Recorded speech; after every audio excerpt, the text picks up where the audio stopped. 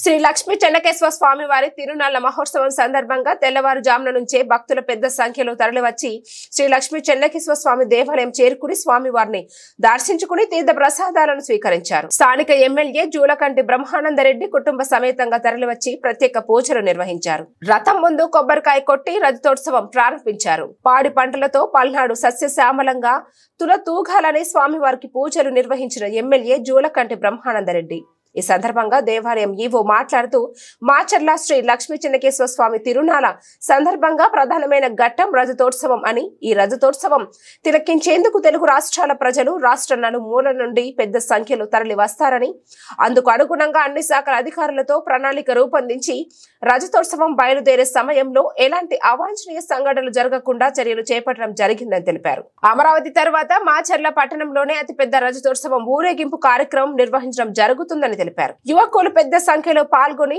జై చెన్నకేశవ, జై జై చెన్నకేశవ అంటూ రథం లాగుతుండగా పోలీసులు పెద్ద సంఖ్యలో పాల్గొని ఎలాంటి అవాంఛనీయ సంఘటనలు జరగకుండా చర్యలు చేపట్టారు.